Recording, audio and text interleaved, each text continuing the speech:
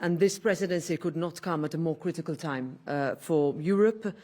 For the coming 6 months, in fact, we will rely on Denmark to lead the way, and I welcome your focus on strengthening our security, our competitiveness and democracy. In fact, today's meetings that we've just had with the Prime Minister and her team, the Danish government, later on with Folketinget, will allow us, in fact, to hit the ground running as from the 1st of July.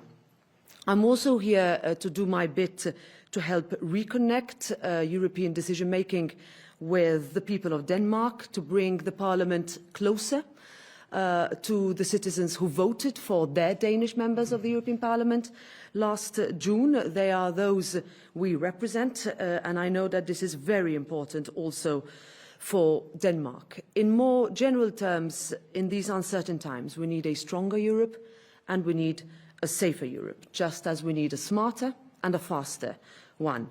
The time for geopolitical outsourcing is over. We must take responsibility for our own security, and that starts with Ukraine, as Ukraine security is Europe's security, and Prime Minister had also the opportunity to see the broad majority of the European Parliament group representatives who are completely aligned on this.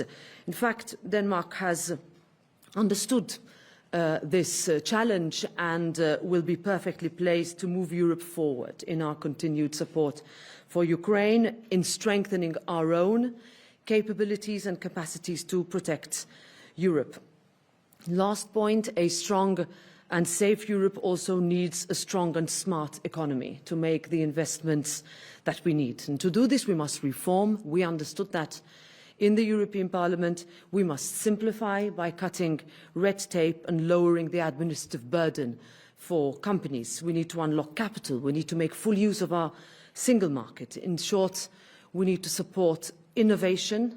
We need to make sure our businesses, no matter how small or large they are, can grow and pass the message that Europe is open for business. And with Denmark as home to so many successful companies in the driving seat, and also with your leadership and drive, dear Mette, I'm sure that the upcoming presidency will be a resounding success if we work together, and when we will.